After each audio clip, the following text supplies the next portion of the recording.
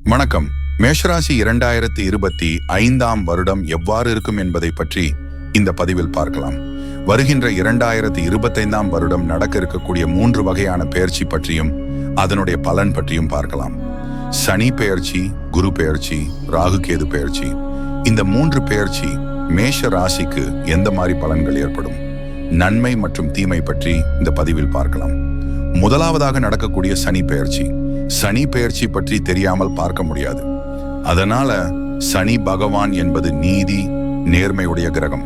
அதனால இவர் எந்த ராசியில் சஞ்சாரம் செய்கிறாரோ அந்த ராசியை சோதிப்பார். இந்த சோதிக்கக்கூடிய காலம் 7.5 வருட காலமாகும். மேஷ ராசிக்கு இது முதல் சுற்றா, 2ஆம் சுற்றா அல்லது 3ஆம் சுற்றா என உங்கள் ஜாதகம் பார்க்க வேண்டும் மற்றும் உங்களுடைய வயதை கணக்கிட்டால் இது தெரிந்துவிடும். முதல் தடவையாக அந்த ராசியை அவர் பிடித்தால் அது மங்கு சனி என்று சொல்வோம். அடுத்து வருவது பொங்கு சனி. அதன் பிறகு கடைசியாக வருவது மரண சனியாக வருவார். எடுத்துக்காட்டாக ஒருவருக்கு 30 வருடம் முழுமையாக முடிந்தால் அவருக்கு முதல் மங்கு சனி வந்திருக்கும்.